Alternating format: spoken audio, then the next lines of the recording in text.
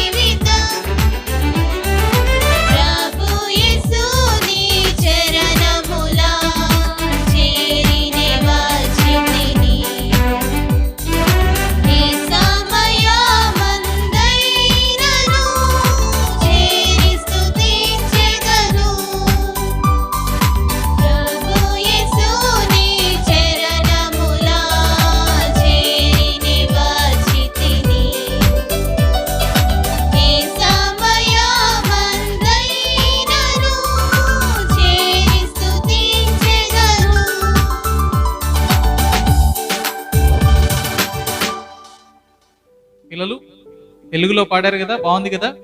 ఇదే పాట హిందీలో కూడా పాడదామా? ప్రభు తుమారి చరణమే అనే పాట హిందీలో పాడదాం. అదే 109 సాంగ్ నెంబర్లో ఏ, దాని నెక్స్ట్ సాంగ్ అదే పాడదామా? Ready, 1 2 3 start.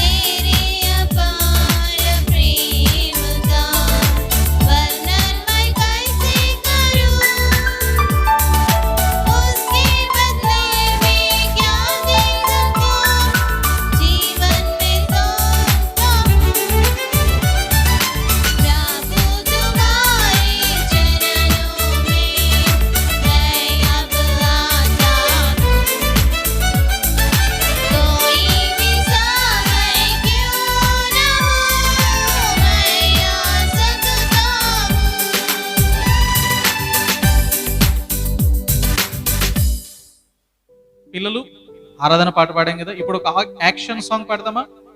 ఇంగ్లీష్ సాంగ్ పాడదాం. Sheep, oh sheep do you know my voice అనేటువంటి ఈ పాట పాడదామా? గొర్రెల కాపరి యేసుక్రీస్తు ప్రభువారు, ఆయన మేపు గొర్రెలం మనం కదా. ఆయన అంటున్నాడు, నా వాయిస్ మీకు వినబడుతుందా? మీరు వింటున్నారా? Sheep, oh sheep do you know my voice, నా స్వరం మీరు ఎరుగుదురా అని అంటున్నాడు కదా. యాక్షన్ సాంగ్ పాడదామా? మీ దగ్గర సాంగ్ బుక్స్ ఉన్నట్లయితే సాంగ్ బుక్స్ లో సాంగ్ నెంబర్ 143 షీప్, ఓ షీప్ పాడదామా? Ready, 1 2 3 start.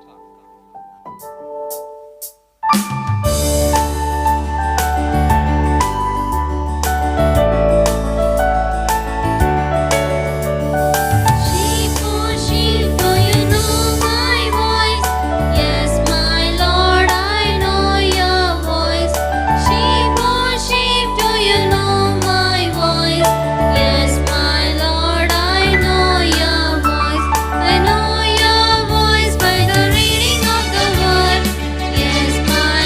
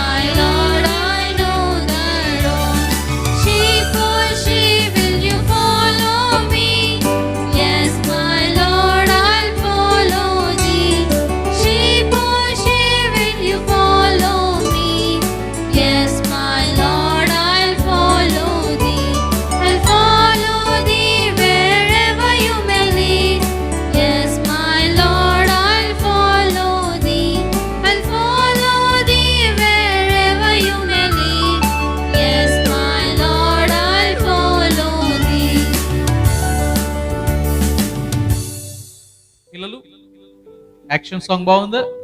ఇంకొక యాక్షన్ సాంగ్ నేర్చుకుందామా? మనకందరికీ పరిచయమైన యాక్షన్ సాంగే, కానీ మనం అందరం ఈ పాట తప్పకుండా పాడాలి. కొండల తట్టు కన్నుల నెత్తి కోరుదును సహాయం. మనకి సహాయం ఎక్కడి నుంచి వస్తుందో తెలుసా? పరలోకములో ఉన్న జీవము కలిగిన సర్వ సృష్టికర్త అయిన సర్వశక్తిమంతుడైన దేవుని యొద్ద నుండే కదా. ఆయన ఎంత సహాయం చేస్తాడంటే, మనం ఇరుకులో ఉన్నప్పుడు విశాలతను కలుగజేయవాడు ఆయనే. సరేనా? ఈ పాట పాడతామా? యాక్షన్ సాంగ్, కొండల తట్టు కన్నుల నెత్తి, song number 106. Ready, 1 2 3 start.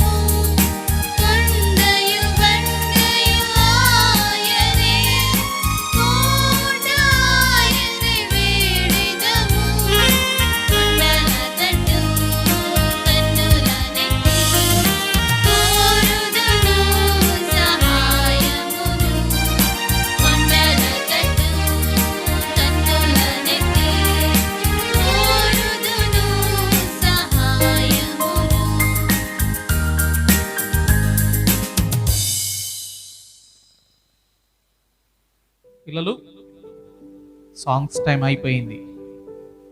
Okay, ఇప్పుడు ఒక స్టోరీ విందాం. సరేనా? ఇప్పటి వరకు మంచి మంచి సాంగ్స్, యాక్షన్ సాంగ్స్ నేర్చుకున్నారు కదా. ఇప్పుడు మంచి స్టోరీ మీకు నేర్పిస్తారు. చాలా జాగ్రత్తగా, కేర్ఫుల్గా ఈ స్టోరీ వినండి. స్టోరీ తర్వాత ఒక మెమరీ వర్స్ కూడా నేర్పిస్తారు. తప్పకుండా మెమరీ వర్స్ నేర్చుకుని మీ గ్రూప్ టీచర్కి తప్పకుండా ఆ మెమరీ వర్స్ని సెండ్ చేయండి. సరేనా పిల్లలు? స్టోరీ విందామా? It's story time.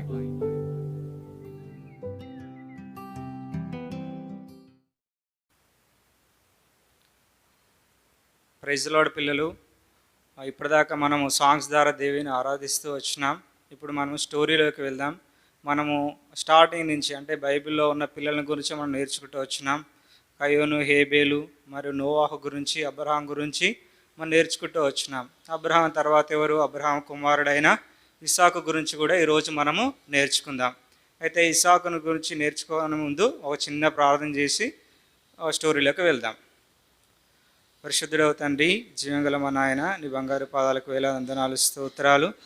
ప్రభా దేవా, సండే స్కూల్ పరిచయం మీరు జ్ఞాపకం చేసుకున్న విధానానికే వందనాలు, స్తోత్రాలు. ప్రభా, ఇక్కడ నిలిచి ఉన్న దాసును, అయోగ్యుడను, అల్పుడను అయినా దేవా తండ్రి మీరు కృప చేయించినారు. దేవా, పరిచర్యలో వాడుకుంటూ వస్తున్న విధానానికే వందనాలు, స్తోత్రాలు. ప్రభా, దేవా తండ్రి ఇసాకును గూర్చిన దేవ వర్తమానం చెప్పబోచుండగా దేవా మా పిల్లలకు వినే హృదయం దయచేస్తున్నామని వేడుకుంటున్నాను. దేవా తండ్రి నా నోటికి కూడా మీరు తోడయండి. దేవా చెప్పబోతున్న వాక్యాన్ని మీరే ఫలింపజేస్తున్నామని సమస్తాన్ని మీ చేతులకు అప్పచెప్తూ మా రక్షకుడు మీ ప్రియకుమారుడు యేసుక్రీస్తు వారి యొక్క ఘనమైన నామములో ప్రార్థించి మేపచ్చి అడిగి వేడుకుంటున్నాం తండ్రి, ఆమేన్. అయితే మనము ఇస్సాకును గురించి మనం ఫస్ట్ చూసుకోవాల్సింది ఏంటంటే, ఇస్సాకు దేవుడు ప్రామిస్ చేసిన కుమారుడు కదా. అబ్రహాము ఇస్సాకు, అబ్రహాము శారాకు వాళ్ళు 75 years ఉన్నప్పుడు దేవుడు ప్రామిస్ చేస్తూ వచ్చినాడు. కానీ అక్కడ ఏంటంటే డిలే జరుగుతూ వచ్చింది. అంటే 75 years ఉన్నప్పుడు అబ్రహాము తన దేశం నుంచి బయటకు వచ్చినాడు, దేవుడు వాగ్దానం చేస్తూ వచ్చినాడు. అయితే వాళ్ళకు ఎంత, అబ్రహాము వయసు వచ్చేసి 100 years, సారా వయసు వచ్చేసి 90 years. అప్పటికి కూడా వాళ్ళకు పిల్లలు లేరు. అయితే దేవుడు 17వ అధ్యాయంలో అబ్రహాంతో మాట్లాడుతూ వచ్చినాడు. మనం 17వ అధ్యాయం 17వ వచనంలో మనం చూసినట్లయితే, ఇక్కడ అబ్రహాం యొక్క పరిస్థితి మనం చూసినట్లయితే 17వ వచనం, ఆదికాండము 17వ అధ్యాయము 17వ వచనంలో, అప్పుడు అబ్రహాము సాగిలపడి నవ్వి 100 ఏళ్ల వానికి సంతానము కలుగునా, 90 ఏళ్ల శారా కనునా అని మనసులో అనుకొనెను. ఇక్కడ ఏమైందంటే దేవుడు అబ్రహాంతో మాట్లాడుతూ వచ్చినాడు. ఏమని, నీకు సంతానాన్ని ఇస్తాను వచ్చినప్పుడు అబ్రహాము నవ్వుతున్నాడు. దేన్ని బట్టి? దేవుడిచ్చిన వాగ్దానాన్ని బట్టి కాదు, కానీ వాళ్ళ యొక్క శరీర బలహీనతలు. అంటే అబ్రహాముకు 100 years అయింది, శారా 90 years అయింది. 90 years అంటే 90 సంవత్సరాల శారా కనునా అని అబ్రహాం నవ్వుకుంటూ వచ్చినాడు. అంటే ఒక నిరుత్సాహం అనేది అబ్రహాంలో కనిపిస్తుంది. అంతేకాకుండా మనము 18వ అధ్యాయము, ఆదికాండము 18వ అధ్యాయము ఇక్కడ 12వ వచనంలో ఒక మాట రాసింది. శారా ఇక్కడ ఏమంటుందంటే, శారా నేను బలము ఉడికిన దాననైన తర్వాత నాకు సుఖము కలుగునా, నా యజమానుడు వృద్ధుడై ఉన్నాడు కదా అని తనలో నవ్వుకొనెను. ఇక్కడ ఏంది, శారా కూడా ఏంటంటే, నేను 90 ఏళ్ళు ఉన్నాను, నా యజమానుడు ఇంకా 100 years ఉన్నాడు, కాబట్టి ఇప్పుడు ఇది సాధ్యం కాదు, నేను ఇప్పుడు పిల్లలు కలలేను అనే సిచ్యువేషన్లో ఉంది. వాళ్ళ ఒక నిరుత్సాహం, మా వల్ల ఏది కాదు అనే ఒక నిరుత్సాహంలో అబ్రహాము శారా ఉన్నారు. అయితే దేవుడు స్పష్టంగా వాళ్ళతో మాట్లాడుతూ వచ్చినాడు. ఆ శారాతోడు అబ్రహాము, ఖచ్చితంగా నెక్స్ట్ ఇయర్ ఈ సమయానికి నీకు కుమారుణ్ణి ఇస్తానని దేవుడు మాట్లాడుతూ వచ్చినాడు. అయితే అక్కడ వాళ్ళు ఒక నిరాశలో ఉన్నారు. ఎవరు? శారా, అబ్రహాము నిరాశలో ఉన్నారు. కానీ దేవుడు ఇస్సాకును అనుగ్రహిస్తూ వచ్చినాడు. ఒక మాట రాసి ఉన్నది, ఆదికాండం 21వ అధ్యాయము 1-2. ఏమని రాసి ఉన్నదంటే, ఆదికాండం 21:1-2లో, యెహోవా తాను చెప్పిన ప్రకారము శారాను దర్శించెను, యెహోవా తానిచ్చిన మాట చొప్పున శారాను గురించి చేసెను. ఎట్లనగా దేవుడు అబ్రహాముతో చెప్పిన నిర్ణయ కాలంలో శారా గర్భవతి అయి అతని ముసలితనమందు అతనికి కుమారుని కనెను. అయితే దేవుడు ఏదైతే వాగ్దానం చేస్తూ వచ్చినాడో ఆ వాగ్దానాన్ని వారి యొక్క జీవితంలో నెరవేరుస్తూ వచ్చినాడు. అప్పుడు శారా అంటది, ఏమంటుంది అంటే ఒక మాట, ఆదికాండం 21:6లో ఏమంటది, అప్పుడు శారా, దేవుడు నాకు నవ్వు కలగజేసెను. అయితే అంతకుముందు ఏముంది, వాళ్ళలో ఒక నిరాశ ఉంది. అబ్రహాం ఏమన్నాడు, ఆయన నవ్వుకున్నాడు తన మనసులో, మేము వృద్ధాప్యమందు ఉన్న మా కుమారుడు పుడతాడా అని తనలో నవ్వుకుంటూ వచ్చినాడు. శారా కూడా నవ్వుకుంటూ వచ్చింది, తన మనసులో నవ్వుకుంటూ వచ్చింది. కానీ దేవుడు వాళ్ళ యొక్క దుఃఖాన్ని తీసివేస్తూ వచ్చినాడు, వాళ్ళ యొక్క నిరాశను తీసివేస్తాడు. అబ్రహాం ఏంది, బాగా ఆస్తిపరుడు, బాగా సంపాదించినాడు, కానీ తనకు వారసుడు లేడు. కాబట్టి అక్కడ ఏంది, దేవుడు తనకు వారసుని ఇస్తూ వాళ్ళ యొక్క జీవితంలో సంతోషాన్ని ఇస్తూ వచ్చినాడు దేవుడు. అందుకోసమే శారా అంటది, దేవుడు నా నోట నవ్వు ఉంచెను కదా. ఒకప్పుడు దుఃఖంలో ఉన్నప్పుడు వాళ్ళలో ఎలాంటిది, ఇక ఇది జరిగే పని కాదు, మా శరీరాలు ఒక కుమారుని ఇవ్వడానికి సహకరించవని ఒక నిరాశలో ఉన్నారు. అంటే ఓప్లెస్గా ఉన్నారు. ఎప్పుడైతే నువ్వు ఓప్లెస్గా ఉండి దేవుని యొక్క వాగ్దానాల మీద ఆధారపడి ఉన్నట్లయితే దేవుడు ఏం చేస్తాడు, దాన్ని నెరవేరుస్తాడు ఖచ్చితంగా. నా వల్ల కాదని వదిలేసినప్పుడు దాన్ని దేవుడు సాధ్యపరిచేవాడుగా ఉన్నాడు. అబ్రహాము శారా యొక్క జీవితంలో కూడా దేవుడు వాళ్ళ నోట్లో శారా నోట్లో ఏమి ఇచ్చినాడు, నవ్వు ఉంచుతూ వచ్చినాడు. వాళ్ళు సంతోషపడుతూ వచ్చినారు కదా. ఈ లోక సంబంధమైన పాపములో పడి ఉన్న మన జీవితాల్లో కూడా యేసుక్రీస్తు ప్రభువాన్ని మనం అంగీకరించినప్పుడు మన హృదయంలో సంతోషము, సమాధానము. ఆనాడు శారా అబ్రహాం యొక్క జీవితంలో ఏ విధంగా సంతోషం, ఇసాకు పుట్టడం ద్వారా. ఇసాకు ఎవరు సాదృశ్యంగా ఉన్నాడు, యేసుక్రీస్తు ప్రభువారికి సాదృశ్యంగా ఉన్నాడు. అలాంటి ఇసాకు వాళ్ళ జీవితంలో జన్మించినప్పుడు వాళ్ళలో సంతోషం ఉన్నది. అదే ఆదికాండము 21వ అధ్యాయం 8వ వచనంలో అక్కడ ఏమవుతుందంటే, ఆదికాండము 21వ అధ్యాయం 8వ వచనం మనం చూసినట్లయితే, ఆ పిల్లవాడు పెరిగి పాలు విడిచెను, ఇస్సాకు పాలు విడిచిన దినమున అబ్రహాము గొప్ప విందు చేసెను అని రాసింది. అక్కడ అబ్రహాం ఏం చేసినాడంట, ఇస్సాకు పాలు విడిచిన దినమున అంటే ఎప్పుడు కుమారుడు ఒక 3 years వరకు పాలు తాగితే ఆ తర్వాత పాలు విడిచిన దినమున అబ్రహాం గొప్ప విందు చేసినాడు. అక్కడ దాన్ని ఏం సూచిస్తున్నది అంటే, అక్కడ ఇస్సాకు పాలు విడిచినాడు అంటే అక్కడ ఇస్సాకు ఎదుగుతూ వచ్చినాడు. అయితే మనం ఆత్మీయంగా మనం ధ్యానించినట్లయితే వాక్యాన్ని ఇక్కడ ఇదేమి సూచిస్తుంది? పాలు విడిచిందంటే రక్షింపబడిన ఒక వ్యక్తి ఆత్మీయంగా ఎదుగుదల. అక్కడ ఏంది, ఇస్సాకు పాలు విడిచిన తర్వాత తండ్రికి సంతోషమైంది కాబట్టి గొప్ప విందు చేసినాడు, అంటే నా కుమారుడు ఎదుగుతున్నాడని కదా. మనము కూడా రక్షింపబడిన తర్వాత వాక్యంలో ఎదుగుతున్నప్పుడు తండ్రి యొక్క దేవుడు ఎంతగానో సంతోషిస్తాడు, నా కుమారుడు రక్షింపబడినాడు, నన్ను అంగీకరించినాడు, వాక్యానుసారంగా ఎదుగుతూ ఉన్నాడు. ఆనాడు అబ్రహాము ఇస్సాకు విషయంలో ఏ విధంగా సంతోషంగా గొప్ప విందు జరిగిస్తూ వచ్చినాడు. దేవుడు మనం కూడా వాక్యానుసారంగా ఎదిగినట్లయితే ఆ విధంగా సంతోషించేవాడు ఉన్నాడు.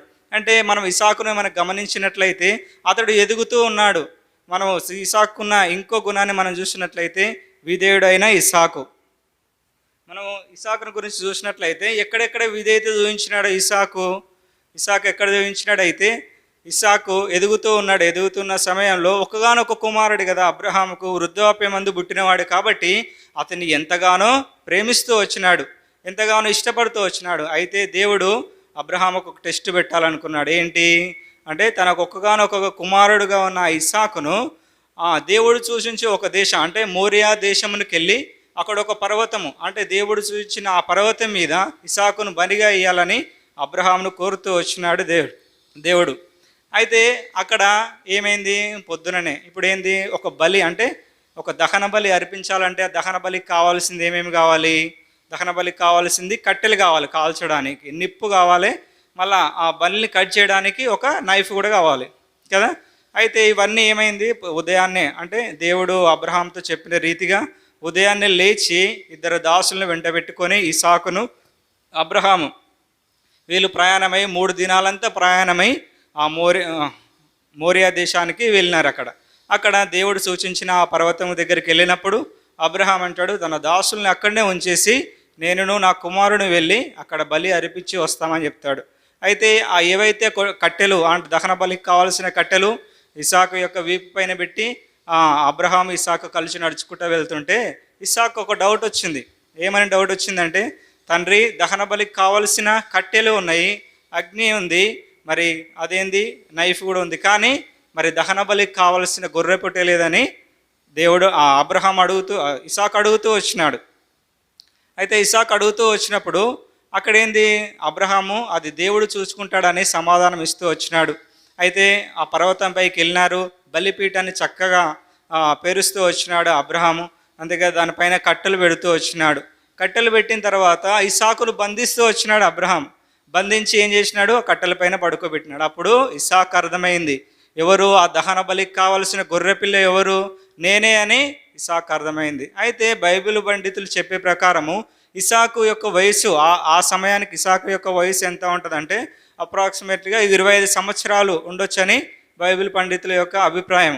కాబట్టి 25 సంవత్సరాలు అంటే అబ్రహాముకు 100 సంవత్సరాలలో ఇస్సాకు పుట్టినప్పుడు ఎంత, ఇప్పుడు 20 సంవత్సరాలు ఇస్సాకు ఉన్నట్టయితే అబ్రహాం యొక్క వయసు 125 సంవత్సరాలు ఉంటుంది. కాబట్టి ఎవరు బలవంతుడు? ఇస్సాకే బలవంతుడు. ఒకవేళ తన తండ్రికి అవిధేయుడిగా ఉండాలనుకుంటే అక్కడి నుంచి పారిపోవచ్చు ఇస్సాకు, కానీ అక్కడ తండ్రికి విధేయుడిగా ఉంటూ వచ్చినాడు. అంతే కదా. యేసుక్రీస్తు ప్రభువారు కూడా తండ్రి యొక్క దేవుని యొక్క ఉద్దేశాన్ని ఈ లోకంలో నెరవేర్చడానికి ఈ లోకానికి గొర్రెపిల్లగా వచ్చినాడు. సమస్త మానవాళి పాపములు మోసుకొని పోవటకు ఈ లోకానికి వచ్చినాడు. దేవుని యొక్క ఉద్దేశాన్ని, తండ్రి యొక్క ఉద్దేశాన్ని నెరవేరుస్తూ వచ్చినాడు. ఆ కల్వరి శిలువలో మన కొరకై గొర్రెపిల్లగా తల వంచుకొని ఆ కల్వరి శిలువలో తన రక్తాన్ని మన కొరకు చిందిస్తూ వచ్చినాడు కదా. అవి ఏ విధంగా అయితే ఇస్సాకు విధేయుడుగా తండ్రికి విధేయుడుగా ఉంటూ వచ్చినాడు. కాబట్టి ఆ యేసుక్రీస్తు ప్రభువారు కూడా మన పాపముల కొరకై ఈ లోకంలోకి గొర్రెపిల్లగా తగ్గించుకొని వచ్చినాడు. అయితే మీ యొక్క జీవితం ఎలా ఉంది? యవనస్తుడుగా ఉన్న మీ యొక్క జీవితం ఎట్లా ఉంది? మీ తల్లిదండ్రులకు విధేయులుగా ఉంటున్నారా? వాక్యానికి విధేయులుగా ఉంటున్నారా? ఆ కల్వరి శిలువలో యేసుక్రీస్తు వారు చిందించిన ఆ రక్తానికి మీరు విధేయులుగా ఉంటున్నారా లేదా? ఒకసారి గుర్తుంచుకోండి. దేవుడు మన కొరకు చేసిన ఆ త్యాగాన్ని మీరు గుర్తుంచుకోండి. తల్లిదండ్రులకు విధేయుల ఇష్టానుసారమైన జీవితం. ఎవరి కాలంలో ఇస్సాకు ఏ విధంగా లోబడుతూ వచ్చినాడు. అంతేకాదు ఇస్సాకు యొక్క వివాహ జీవితంలో అబ్రహాముకు లోబడుతూ వచ్చినాడు. తన ఇష్టానుసారంగా చేస్తూ రాలేదు. అబ్రహాముకు తెలుసు తను నివసిస్తున్న ప్రాంతం అనేది అన్యజనులతో నింపబడి ఉంది. అక్కడ వాళ్ళ ఆచారాలు అవన్నీ కూడా డిఫరెంట్గా ఉన్నాయి. కాబట్టి ఇలాంటి వారు దేవునికి లోబడని సంతానం. కాబట్టి ఎవరేమన్నాడు, తన తండ్రి యొక్క కుటుంబం దగ్గరికి వెళ్ళి ఒక కుమార్తెను తన కొడుకుకు భార్యగా తీసుకురావాలని కోరుతూ వచ్చినాడు కదా. తన వివాహ విషయంలో కూడా తన తండ్రికి లోబడినాడు ఇస్సాకు. అంటే ఎలా ఉంది మీ యొక్క జీవితాలు? ఎవరైనా తల్లిదండ్రులకు లోబడే జీవితం ఉందా? ఇష్టానుసారంగా మనము యాకోబు ఏషావులను చూసినట్టే ఏషావు ఏం చేస్తాడు, తనకు నచ్చిన అమ్మాయిని చేసుకుంటూ వచ్చినాడు. మీరు ఒకసారి ఏషావు యొక్క స్టోరీ ఒక బైబిల్లో మీరు చూసినట్లయితే తన అక్కడ లోక సంబంధమైన స్త్రీని పెళ్లి చేసుకున్నప్పుడు వారు రెబెకాకు ఇస్సాకు మనోవేదన కలిగించిన వారుగా ఉంటూ వచ్చినారు కదా. లోకానుసారంగా ఇక్కడ కూడా మనం షారా చూసినట్లయితే దేవుడు వాగ్దానం చేసినాడు, కుమారుని ఇస్తానని వాగ్దానం చేసినాడు. అయినా కానీ శరీర రీతిగా వాళ్ళకు కుమారుని కావాలని ఆగర్నిచ్చి పెళ్లి చేసినప్పుడు వాళ్ళు ఏం పొందుకున్నారు? అడవి గాడిద వంటి స్వభావం కలిగిన ఇస్మాయిల్ని పొందుకున్నారు. అంటే మన శరీర ఇచ్చలను బట్టి మనం వెళ్ళినట్లయితే మనం ఏం పొందుకుంటాము? అడవి గాడిద వంటి స్వభావం కలిగిన వారిని మనం పొందుకునే వారుగా ఉంటాం. మనము ఇప్పుడు ఎలా ఉంది యవనస్తుల జీవితం? వాళ్ళకి ఇష్టం వచ్చినట్టుగా తల్లిదండ్రులకు లోబడని జీవితము, వాక్యానికి లోబడని జీవితము, దేవుని యొక్క మాటకు ఫాస్టర్ గారికి లోబడని జీవితము ఇప్పుడు అనేకమైన యవనస్తుల్లో ఉంది. కాబట్టి నీ జీవితం ఎట్లా ఉంది? ఇస్సాకు అయితే తన వివాహ విషయంలో దేవునికి తండ్రికి లోబడుతూ వచ్చినాడు. అక్కడ బలి అర్పించేటప్పుడు నేనే ఇక గొర్రెపిల్ల ఎవరు కాదు, నేనే ఆ గొర్రెపిల్లలని అతడు తండ్రికి లోబడుతూ వచ్చినాడు. అంటే దేవుని యొక్క చిత్తాన్ని చేయడానికి ఇస్సాకు ఒప్పుకున్నాడు. ఇక్కడ రెండు సంగతులు చూసినాం ఇస్సాకు జీవితంలో. ఒకటి, ఇస్సాకు తన ఎదుగుదలను చూపిస్తున్నాడు. ఆత్మీయ ఎదుగుదలను ఇస్సాకు చూపిస్తున్నాడు. ఇంకోటి, ఇస్సాకు జీవితంలో ఉన్నది ఏంటంటే తన తండ్రికి విధేయుడుగా ఉంటూ వచ్చినాడు. తన తండ్రికి విధేయుడుగా ఉండడం వల్ల ఏంది? అది దేవుని యొక్క ఉద్దేశాన్ని నెరవేర్చిన వాడుగా ఇస్సాకు ఉన్నాడు. ఇస్సాకులో ఉన్న మూడో లక్షణం మనం చూద్దాం. ఇస్సాకులో ఉన్న మూడో లక్షణం ఏంటంటే, ఇస్సాకు ఒక అలవాటు ఉంది. ఏం అలవాటు ఉంది? వాక్యాన్ని ధ్యానించే అలవాటు ఉంది. ఇంకా అంతేకాదు ప్రార్థించే అలవాటు ఉంది. మనం ఆదికాండము 24వ అధ్యాయము 63వ వచనం చూసినట్లయితే,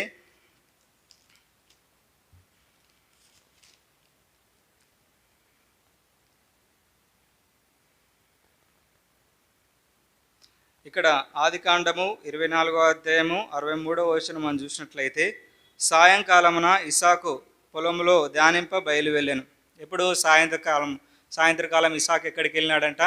వాక్యాన్ని ధ్యానించడానికి వెళ్ళాడంట. ఇప్పుడు లోక సంబంధమైన మనుషులు ఏం చేస్తారు? సాయంత్రకాలంలో చల్లపూట అట్లా షాపింగ్ అని రకరకాల సంగతులన్నీ పెట్టుకుంటూ ఉంటారు. ఇప్పుడు ఏమైందంటే మన ఆత్మీయ పిల్లలు కూడా, యవ్వనస్తులు కూడా ఏమైపోయినారంటే వాళ్ళతో పాటు కలిసి సాయంత్రకాలంలో ఇస్సాకు అయితే ఏం చేస్తున్నాడంటే వాక్యాన్ని ధ్యానించేవాడుగా ఉన్నాడు. అంతేకాదు ఇంకో మాట రాస్తున్నది ఆదికాండం 25వ అధ్యాయం 21వ వచనంలో,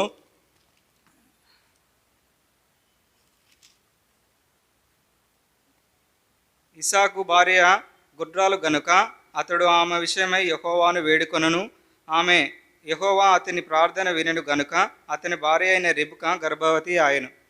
ఇక్కడ ఏంటంటే ఇస్సాకు యొక్క జీవితంలో వాక్యాన్ని ధ్యానించేవాడే కాదు, ప్రార్థించే స్వభావం కూడా ఇస్సాకుకున్నది. మన యెహోషువ అంటే ఇస్సాకు తర్వాత వాక్య ధ్యానం కలిగింది ఎవరంటే యెహోషువ మనం చూసాం కదా. యెహోషువ ప్రార్థించినప్పుడు ఏమైంది? ఆయన యుద్ధం చేస్తున్నప్పుడు ప్రార్థించినప్పుడు సూర్యుడు చంద్రుడు ఆయన ప్రార్థనకు ఆగిపోయిన వారుగా ఉన్నారు. మన వాక్యాన్ని ధ్యానించినప్పుడు లోక సంబంధంగా మనము దావీదు మహారాజు కూడా వాక్యాన్ని ఎంతో ధ్యానించిన వాడు. ఆయన ఒక సందర్భంలో పాపములో పడిపోయినప్పుడు దేవుడు వాక్యానుసారంగా అతన్ని హెచ్చరిస్తూ వచ్చినప్పుడు ఏమైంది? తన పాపాన్ని ఒప్పుకున్నాడు. ఎందుకంటే అతను దావీదు యొక్క జీవితంలో ఏమున్నది? వాక్య ధ్యానం ఉన్నది. కాబట్టి ఆ వాక్యం తన హృదయంలో తనను హెచ్చరిస్తూ వచ్చింది. కాబట్టి మళ్ళీ అలాంటి పాపంలోకి దావీదు పడిపోకుండా ఉన్నాడు. యెహోషువ కూడా తను ఎట్లాంటి మనం లోకంలోకి వెళ్ళినప్పుడు లోకంలో ఏదో ఒక విషయంలో పడిపోయినప్పుడు నువ్వు నిజంగా వాక్యాన్ని అనుదినం చదివేవాడు, వాక్యాన్ని ధ్యానించేవాడు అయితే నీ జీవితాన్ని లోకంలో వెళ్ళినప్పుడు కూడా దాన్ని సరి చూసుకుంటావు. ఇది నేను చేసేది కరెక్టేనా కాదా అనేది నువ్వు సరి చూసుకుంటావు. అంటే ఇసాకు యొక్క జీవితంలో ఏ విధంగా ఉన్నాడు అంటే మనం కూడా మన ఆత్మీయంగా చూసుకున్నట్లయితే రక్షింపబడిన తర్వాత మనం ఏ విధంగా ఉండాలి? దేవునికి విధేయులంగా ఉండాలి, తల్లిదండ్రులకు విధేయులంగా ఉండాలి, వాక్యం అంది ఎదిగే వారంగా ఉండాలి. అంతేకాదు వాక్యాన్ని ధ్యానించే వారంగా మనం ఉండాలి, ప్రార్థన పూర్వకంగా. ఆనాడు మనకి ఇస్సాకు యొక్క జీవితాన్ని మనం చూసినట్లయితే ఇస్సాకు 40 సంవత్సరాలప్పుడు వివాహం జరిగింది. వాళ్ళకి 60 సంవత్సరాల వరకు కూడా సంతానం లేదు. కాబట్టి 20 సంవత్సరాలు వారు సంతానం లేకనే రిబ్కా గుడ్రాలుగానే ఉంటూ వచ్చింది కదా. అక్కడ ఏం చేసినాడు, రిబ్కా వచ్చి ఇసాకుతో చెప్పినప్పుడు ఇసాకు ప్రార్థిస్తూ వచ్చినాడు సంతానం కొరకు. 60 సంవత్సరాలప్పుడు దేవుడు ఇసాకు కుమారులను అనుగ్రహిస్తూ వచ్చినాడు. ప్రార్థన పరుడు. మన జీవితంలో కూడా రక్షింపబడిన తర్వాత ఇవన్నీ ప్రార్థనించే లక్షణం మన హృదయం మనలో ఉండాలి. అంతేకాదు వాక్యాన్ని ధ్యానించే హృదయం మనలో ఉండాలి. ఇసాకులో ఉన్న ఇంకో లక్షణం మనం చూద్దాం. ఇసాకులో ఉన్న ఇంకో లక్షణం వచ్చేసి అన్యజనుల మధ్య మంచి సాక్ష్యం కలిగిన ఇసాకు. ఇసాక్ ఏంది? అన్యజనుల మధ్య మంచి సాక్ష్యం ఉంది. ఇది ఎక్కడంటే ఇక్కడ ఇసాకు యొక్క జీవితంలో, ఆనాడు అబ్రహాం యొక్క జీవితంలో వచ్చిన కరువే ఇసాకు యొక్క జీవితంలో కూడా కరువు వచ్చింది. ఆ కరువు వచ్చినప్పుడు అక్కడ ఏం జరుగుతుందంటే ఆనాడు అబ్రహాం తవ్వించిన ఆ బావులను ఇసాకు మళ్ళీ తిరిగి తవ్వించాలని అనుకుంటాడు. కాబట్టి ఏం చేస్తాడంటే ఫస్ట్ బావిని తవ్వినప్పుడు ఇక్కడ ఇసాకు ఎక్కడ ఉన్నాడంటే ఫిలిస్తీన్ల దేశంలో ఉన్నాడు. ఆ ఫిలిస్తీన్ల రాజుగా ఉన్నది అబీమెలెకు. అంటే ఆ ప్రాంతంలో నివసిస్తున్నాడు ఇసాకు. కాబట్టి ఫస్ట్ బావి తవ్వినప్పుడు ఏం చేసినారంటే ఆ ఫిలిస్తీన్లు అక్కడున్న ప్రాంతపు మనుషులు ఏం చేస్తూ వచ్చినారంటే ఆ బావి మాదని వాళ్ళతో కలహం అంటే గొడవ పడుతూ వచ్చినప్పుడు ఇసాకు యొక్క మనుషులు ఏం చేస్తూ వచ్చినారంటే సరే అది అక్కడ వాళ్ళకు వదిలేసి ఆ బావిని వాళ్ళు ఏం చేసినారు, ఇంకో బావిని తవ్వినారు. కాబట్టి ఫస్ట్ బావికి అది ఆ బావి తవ్వినప్పుడు వాళ్ళు కలహించినారు కాబట్టి దానికి ఎషేకో అనే పేరు ఇసాకు పెడుతూ వచ్చినాడు. రెండో బావిని తవ్వినప్పుడు వాళ్ళు ఏం చేసినారు, ఆ బావిలో వాటర్ వచ్చినప్పుడు దాని కొరకు కూడా వాళ్ళు జగడమాడుతూ వచ్చినారు. అయితే 2 బావులు తవ్వినప్పుడు కూడా వాళ్ళు ఫస్ట్ దానికేమో కలహిస్తూ వచ్చినారు, రెండో దానికి జగడమాడుతూ వచ్చినారు. కాబట్టి ఆ బావికి షిత్నా అనే పేరు ఇసాకు పెడుతూ వచ్చినాడు. అయితే అక్కడ ఇసాకు మాత్రం ఎక్కడ నిరుత్సాహపడలేదు. ఆ బావులు వాళ్ళు ఆక్యుపై చేసినప్పటికి కూడా ఇంకో బావిని తవ్వడానికి ఆయన సిద్ధపడుతూ వచ్చినాడు. ఇంకో బావిని తవ్వినప్పుడు వాళ్ళు కలహించలేదు, అక్కడ జగడమాడలేదు ఇసాకు తోటి. కాబట్టి అక్కడ ఏంటంటే దానికి రెహబోత్ అని పేరు పెట్టినారు. ఎందుకంటే జగడమాడనిది అని ఇసాకు పేరు పెడుతూ వచ్చినాడు. అంటే ఇసాకు యొక్క జీవితం మనం చూసినట్లయితే ఈ బావులు దేన్ని సూచిస్తున్నాయి అంటే మన హృదయాలను సూచిస్తున్నాయి. అంటే అక్కడ ఉన్న ఫిలిస్తీన్లు ఏం చేసినారంటే అసూయతోటి ఆ బావులను పూడుస్తూ వచ్చినప్పుడు ఏం చేసినాడంటే ఇసాకు ఆ బావిలోనే మట్టిని తీస్తూ వచ్చినాడు. అయితే ఆ బావులు మన హృదయానికి సాదృశ్యంగా ఉన్నట్లయితే అక్కడ దేంతో పూడ్చినవారు, మట్టితో పూడ్చినారు. ఆ మట్టి అనేది లోకానికి సాదృశ్యంగా ఉన్నది. అంటే హృదయాల్లో మట్టితో అంటే లోకమనే మట్టితో వాళ్ళ హృదయం, లోకమైన సంగతులతో అనేకుల హృదయాలు నింపబడి ఉన్నాయి. అయితే మనం చేయాల్సిన సంగతి ఏంది? ఆనాడు ఏం చేసినాడు ఇసాకు, ఏం చేస్తూ వచ్చినాడు అంటే వాళ్ళు అక్కడ ఉన్న మట్టిని తీసివేస్తూ వచ్చినాడు, బావులలో ఉన్న మట్టిని తీసివేస్తూ వచ్చినాడు. అయితే మనం చేయాల్సిన సంగతి ఏంది? అనేకులకు మనం సువార్త ప్రకటించే వారంగా ఉండాలి. అనేకుల్లో లోక సంగతులు నింపబడి ఉన్నాయి, వాళ్ళలో ఆత్మీయ సంగతులు మనం నింపేవారుగా, వాళ్ళలో జీవజలములు ఊట వాళ్ళలో ప్రవహించేదిగా మనం చేయాలి. అక్కడ ఆటంకం వచ్చింది, ఇసాకుకు రాలేదా? 2 బావులు తవ్వినప్పుడు ఆటంకం వచ్చింది, కానీ అతడు ఓపికతోటి ఇంకో బావిని తవ్వుతూ వచ్చినాడు. మనం కూడా సువార్త ప్రకటించినప్పుడు, వాక్య పరిచర్య చేస్తున్నప్పుడు అనేక ఆటంకములు వస్తాయి కదా. ఇసాకు వెనుక తిరగకుండా ఆ పరిచర్య జరిగిస్తూ వచ్చినాడు. అంతేకాకుండా ఇసాకు యొక్క జీవితంలో ఇంకో సంగతి, 5వ సంగతి మనం చూద్దాం. ఇసాకు యొక్క 5వ సంగతి వచ్చేసి 100 ఫలము పొందిన ఇసాకు. ఆదికాండము 20 అధ్యాయము 12, 14 ఈ 3 వచనాలలో ఇసాకు 100 ఫలము పొందిన వాడుగా ఉన్నాడు. అక్కడ మన వాక్యం చూద్దాం. ఆదికాండము 26వ అధ్యాయము 12, 14. ఇసాకు ఆ దేశమందున్నవాడై విత్తనం వేసి ఆ సంవత్సరము 100 ఫలము పొందెను. యెహోవా అతన్ని ఆశీర్వదించిన గనుక ఆ మనుష్యుడు గొప్పవాడాయను. ఇక్కడ మనం చూసినట్లయితే ఆ ప్రాంతంలో ఏముంది, కరువు ఉంది కదా. కరువు ఉన్నప్పుడు ఇసాకు పంట వేసినప్పుడు, విత్తనం వేసినప్పుడు నూరంతల ఫలము ఇసాకు పొందుతూ వచ్చినాడు కదా. ఇసాకు ఆ నూరంతల ఫలం పొందడానికి కారణం ఏంటంటే అతడు ఎదుగుతూ వచ్చినాడు. అంతేకాకుండా తన తండ్రికి విధేయుడిగా ఉంటూ వచ్చినాడు. అంతేకాకుండా వాక్యాన్ని ధ్యానించేవాడుగా, ప్రార్థన పరుడుగా ఉంటూ వచ్చినాడు. అన్ని జనుల మధ్యలో మంచి సాక్ష్యం పొందినవాడుగా ఇస్సాకు ఉన్నాడు. కాబట్టి అతడు నూరంతల ఫలము పొందినవాడు. మన జీవితంలో కూడా మనం రక్షింపబడిన తర్వాత, యేసుక్రీస్తు ప్రభువాన్ని సొంత రక్షకుడుగా అంగీకరించిన తర్వాత వాక్యంలో మనం ఎదిగే వారంగా ఉన్నామా, అన్ని జనుల మధ్య మంచి సాక్ష్యం పొందిన వారంగా ఉన్నామా, మళ్ళీ తల్లిదండ్రులకు లోబడే వారంగా ఉన్నామా, వాక్యానికి లోబడే వారంగా మనం ఉన్నామా, ఇంకా ఇక్కడేంది, అవన్నీ మన జీవితంలో ఉన్నట్లయితే మనము నూరంతల ఫలము పొందే వారంగా ఉంటాం కదా. ఇస్సాకు యొక్క జీవితము ఎలా ఉంది, నూరంతల ఫలము. అతడు ఎట్లా వీటన్నిటికి లోబడి ఉన్నాడు అంటే నీ యొక్క జీవితము, మన యొక్క జీవితము కూడా వీటన్నిటి విషయంలో లోబడినట్లయితే నూరంతలు ఫలించే వారంగా మనం ఉంటాం. ఈ వారం కంటత వాక్యం చూద్దాం.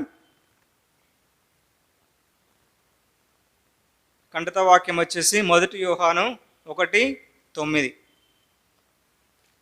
తీయండి. ఈ వారం కంటత వాక్యం 1 యోహాను